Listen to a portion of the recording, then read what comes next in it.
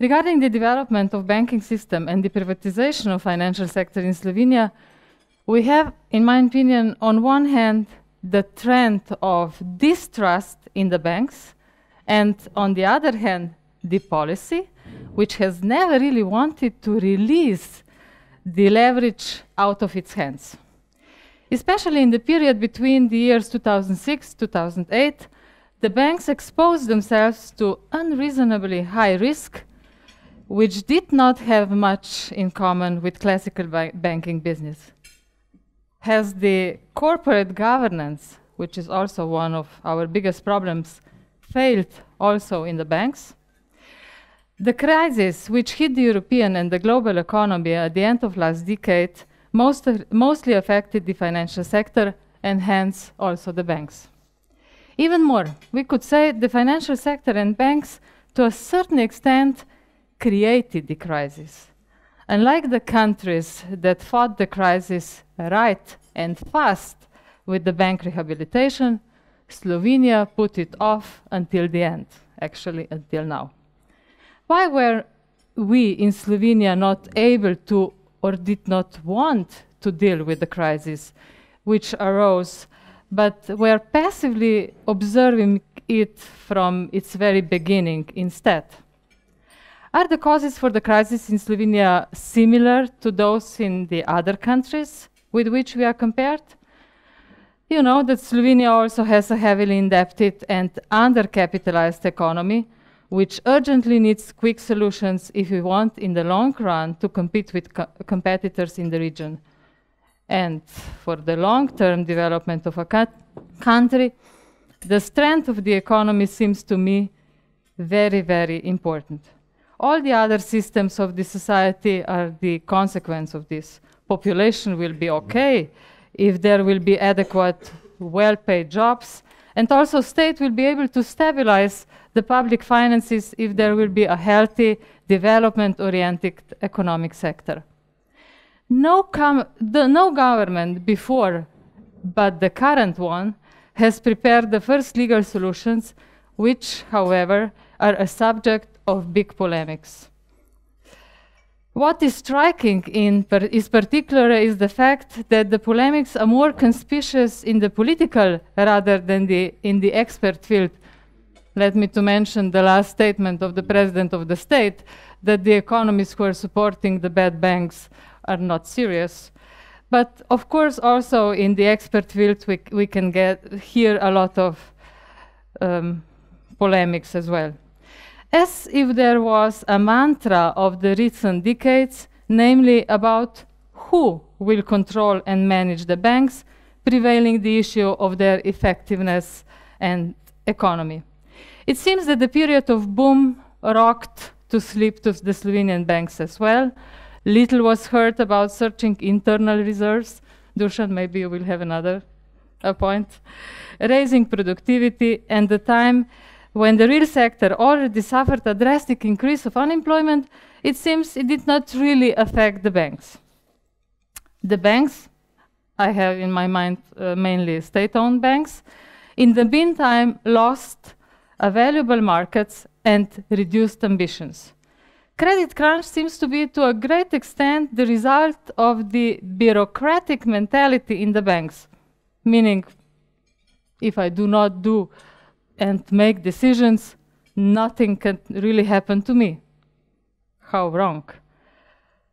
The fact is that the big question, having in mind many accumulated problems in the banks, is whether the banks have enough internal capacities for self-cleansing or need outside assistance in the form of additional capital or maybe transferring bad debts to the bad bank, which in our case, of course, can be to a great extent provided by the state, because the state is actually the owner of approximately 60% of the banking sector.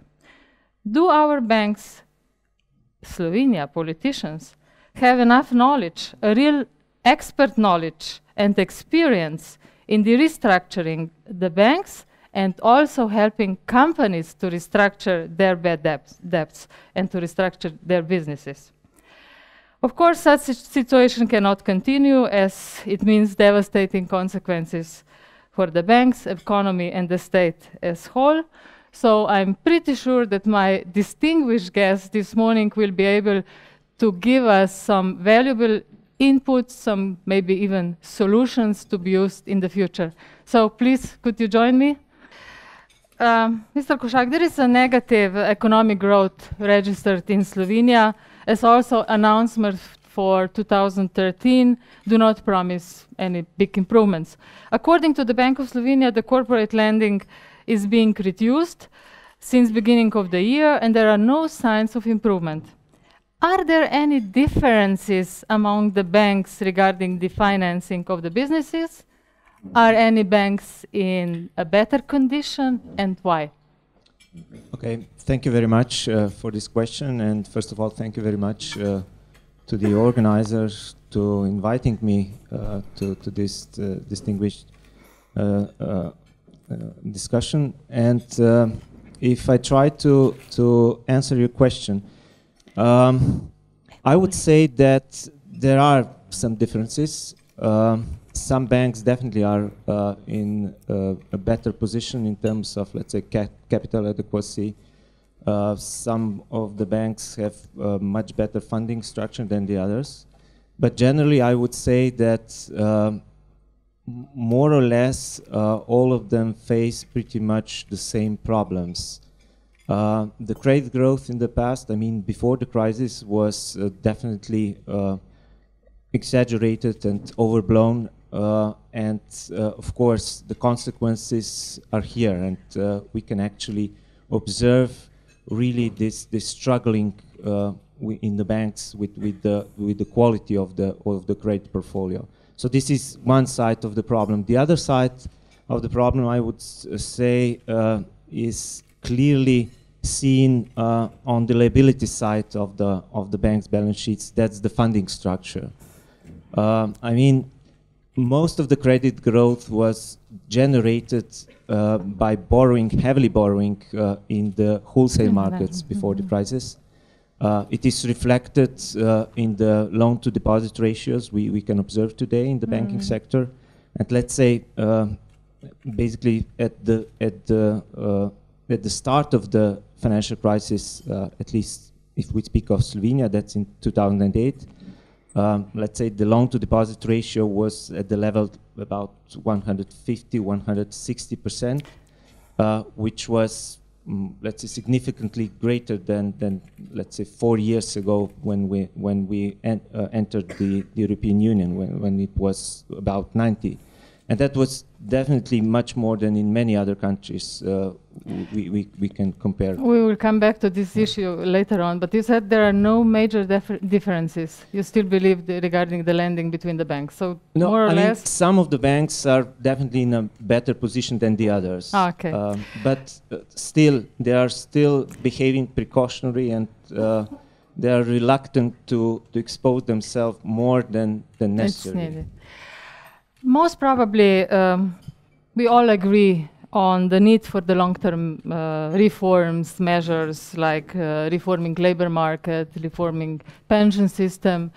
I would add to that also reforming the public sector as such, reducing it, making it smaller, thinner, more efficient, reducing the red tape. I believe these reforms are very important. But which are, in your opinion, let's start with Mr. Krušec, the key short-term measures which we need to accept by the state with systemic measures, by the banks and the economy at large, in order to stop this negative trend in practically all fields? Yes, good morning also in my name. I would like to thank you also very much for inviting me and having me here. It's a great honor to me to be here and to share some thoughts.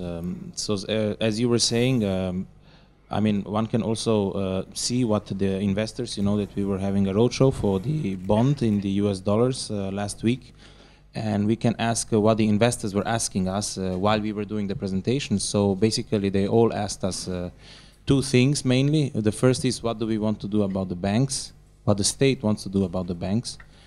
Because as you know, the banking issue is in all reports or all major reports of all rating agencies as one of the key problems in Slovenia. And the second is, of course, what do we want to do with the reforms in this country? Because we had the so-called reform fatigue, meaning that several reforms that were even proposed were rejected, or that Slovenia was relatively late in adopting reforms in all other areas. So these are the two key issues. First is to address the banking problem in a decisive manner, and in fact with this law on asset management company, this is a step towards this.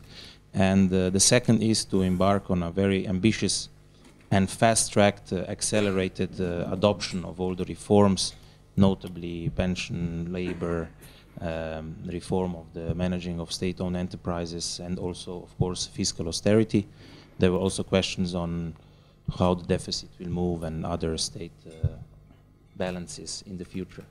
But still short-term. I mean, these are all more or less long-term oriented. The results will not be tomorrow. Yeah, so basically, as you know already, for the in the austerity package, we have made some allowances for the businesses if they are doing investments or R&D. So the allowance is 40%, I think, for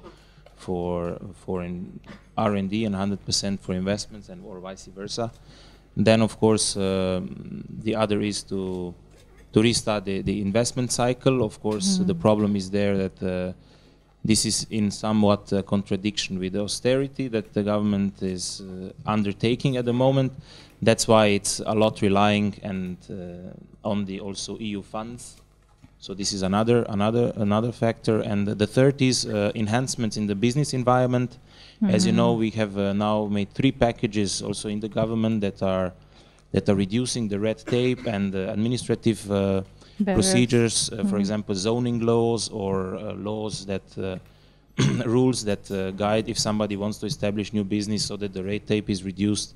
So all of these measures should help. Also, we have reduced the corporate income tax, as you know, this year, and it's going to be further reduced. So it was reduced from 20% to 18% this year, and it's going to be reduced by a percentage point each next year to come to 15% in year 2015. We think that this is making then this environment much more competitive also, and this will attract also much needed foreign capital into this country. Bravo.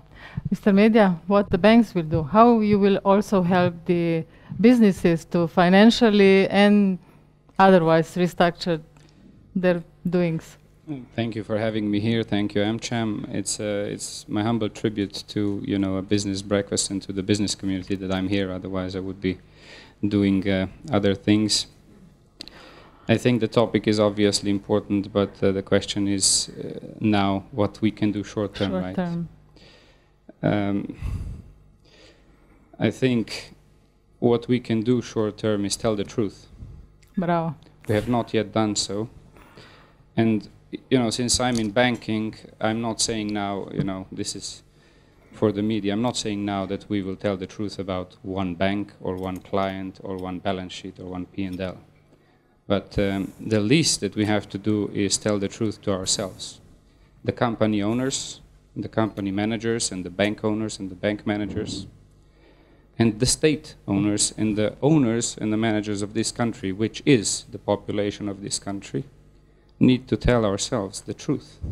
And the truth is, we are making a loss every month. So unless we act, we are going to keep making a loss. And as a country, we are going to be undercapitalized if we are not yet there. Hopefully we are not yet there. So from my point of view, I do welcome that the government, this government that we have now for a year, is trying to take action.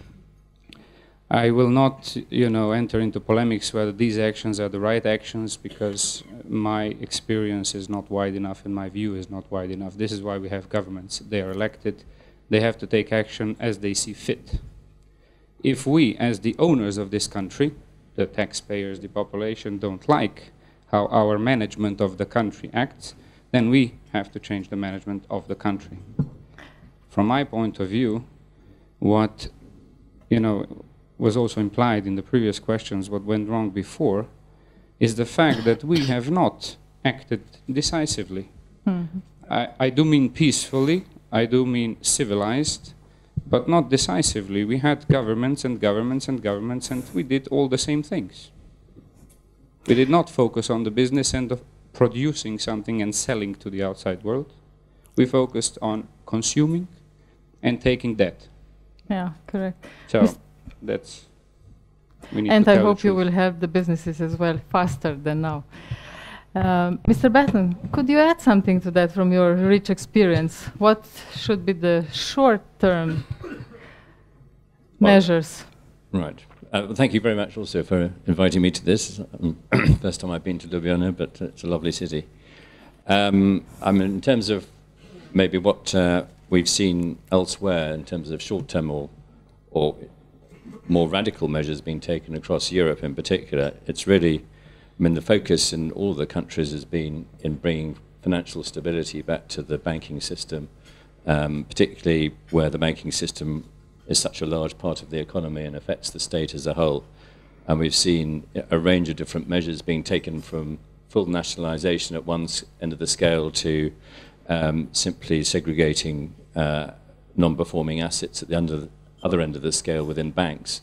But maybe, you know, just to sort of take as an example, since I've had a lot of experience of it in terms of Ireland was an interesting case where they took decisive action, albeit they had to, very much at the instigation of the IMF, and they've taken radical measures. They've set up a bad bank. They've transferred substantial amounts of assets, over close to 70 billion of assets from the banks. They've consolidated the banking sector. They worked out what sort of banking sector they wanted. They said we'll have 2 pillar banks, which will be support the Irish economy. They've merged all of the other banks into those 2. They've taken various other fiscal measures, and you know, while they're not out of the woods at this point, they're seen as much less of a problem case than they were seen, say, 2 or 3 years ago. So I think early decisive action has certainly, you know, the markets have responded well. You know, they're still on the IMF watch list, but they're not, you know, being considered in the same way that other countries are at the moment, and they're seen, I think, as a prototype as well for countries elsewhere. So if you look at Spain, Spain is setting up a bad bank at the moment, which we're involved in, which is very much taking the Irish sort of formula, if we like, in terms of setting up a bad bank, and it'll have, you know, not a dissimilar structure.